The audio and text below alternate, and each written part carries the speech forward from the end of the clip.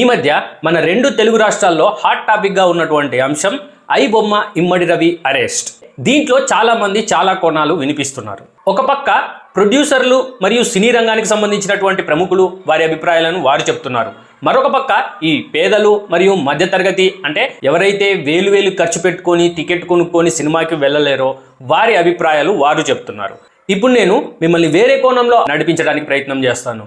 ముందుగా ఇక్కడ నేను మీకు ఒక విషయాన్ని స్పష్టం చేయాలనుకుంటున్నాను. ఇమ్మడి రవి ఐబొమ్మ సైట్ ద్వారా సినిమాలు షేర్ చేయటం, పైరసీ చేయటం, ఈ విషయంపై నేను ఎటువంటి స్టాండ్ అనేది నేను తీసుకోను. ఆ విషయం గురించి నేను ఎటువంటి అభిప్రాయాన్ని చెప్పను. ఈ ఇమ్మడి రవి ఐబొమ్మ మరియు దాంతో సంబంధం ఉన్నటువంటి 60 నకిలీ సైట్లు అనేటివి ఇలా సినిమాలను పైరసీ చేస్తూ 20 కోట్ల రూపాయలు సంపాదించాడని, అలాగే అతని దగ్గర 50 లక్షల మంది పౌరుల డేటా అనేది, వ్యక్తిగత డేటా అనేది ఉందని పోలీసులు ఈ మధ్య చెప్పున్నారు. నాకు అతను పైరసీ చేస్తున్నాడు, 20 కోట్ల రూపాయలు సంపాదించాడు అన్నప్పుడు కూడా అంత అనిపించలేదు. కానీ 50 లక్షల మంది పౌరులకు పైగా వ్యక్తిగత డేటా అనేది అతని దగ్గర ఉండడం అనేది చాలా భయం కలిగించిన అంశం.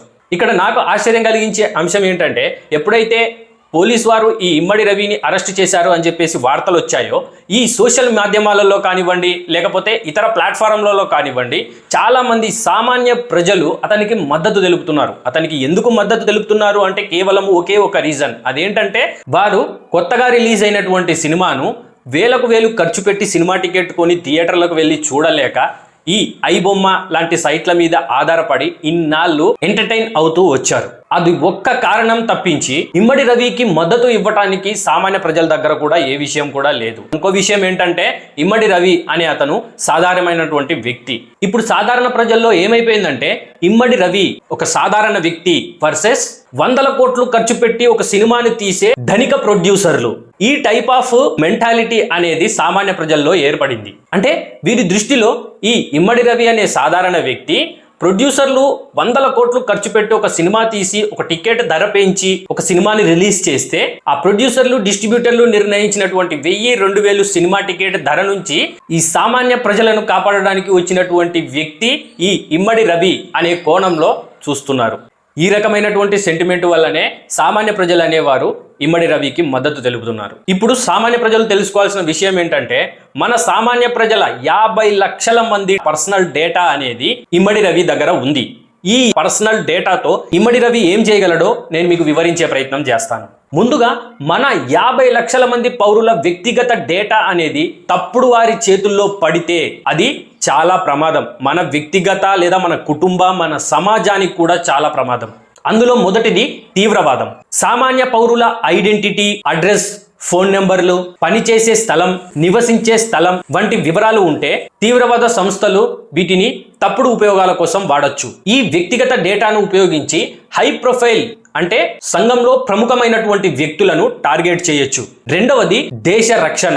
ఈ డేటాలో సర్వేలు, మ్యాపింగ్లు, ప్రదేశాలు, ప్రభుత్వ ఉద్యోగుల వివరాలు వంటివి ఏమైనా ఉంటే ఇవి దేశంలో ఉన్నటువంటి ఇంటెలిజెన్స్ ఏజెన్సీలు ఎలా పనిచేస్తాయి, వాటి పనితీరు, వీటి గురించి బయటపడే ప్రమాదం ఉంది. దేశంలో ఉన్నటువంటి కీలక మౌలిక సదుపాయాలు అంటే జల విద్యుత్ ప్రాజెక్టులు మరియు రక్షణ కార్యాలయాలు ఈ డేటాలో ఉంటే చాలా ప్రమాదం. ఒకసారి ఆలోచించండి, మన గ్రామంలో ఉండేటటువంటి ఈ విఆర్ఓ మరియు ఆర్ఐలు సినిమా చూద్దామని చెప్పేసి ఈ ఐబొమ్మ సైట్ని కానివ్వండి, లేకపోతే ఐబొమ్మ యాప్ను కానీ ఇన్స్టాల్ చేసుకోవడం వల్ల అతని ఫోన్లో ఉన్నటువంటి మొత్తం మ్యాపింగ్, సర్వే వివరాలు అన్నీ కూడా ఈ ఐబొమ్మ సైట్ కానివ్వండి, లేకపోతే ఐబొమ్మ యాప్ అనేది సేకరించగలదు. ఎక్కడెక్కడ ఏ గ్రామంలో ఎన్నెన్ని సర్వేలు ఉన్నాయి, ఏమేమి ఉన్నాయి, కీలక ప్రాజెక్టులు ఏమున్నాయి అనేసి మన వ్యక్తిగత సమాచారం అనేది ఎక్కడో విదేశాల్లో కూర్చున్నటువంటి థర్డ్ పర్సన్ దగ్గరికి వెళ్లే అవకాశం ఉంది. ఆ డేటాను అతను ఏదో ఒక దేశంలో ఉన్నటువంటి తీవ్రవాద సంస్థకి అమ్ముకుంటే, ఓకే పలానా ప్రాంతంలో, పలానా ఊర్లో, పలానా ఒక విద్యుత్ ప్రాజెక్ట్ అనేది ఉంది, ఒక రక్షణ అంటే మనకు తెలుసు కదా, ఈ మిలిటరీ క్యాంపులు ఇలాంటివి అనేటివి ఉన్నాయి, లేకపోతే పోలీస్ స్టేషన్ అనేది ఉంది, దీని మీద దాడి చేయొచ్చు అని చెప్పేసి ఈ డేటాను వాడుకొని వాళ్ళు ప్లాన్లు గీసే ప్రమాదం ఉంది. ఇక మూడవది వచ్చేసి పెద్ద స్థాయి మోసాలు. ఈ డేటాను వాడి పెద్ద స్కేల్లో బ్యాంకింగ్ మోసాలు చేయొచ్చు, సిమ్ స్వాప్ అనే ఫ్రాడ్ చేయొచ్చు, ఆన్లైన్ స్కామ్స్ చేయొచ్చు. ఇక నాలుగవది వచ్చేసి సామూహిక మ్యానిప్యులేషన్. రాజకీయంగా సోషల్ మీడియాలో ఉన్నటువంటి అల్గారిథం ని బేస్ చేసుకొని ప్రజలపై ప్రభావం చూపించడానికి ఇలాంటి డేటాబేస్లను వాడతారు.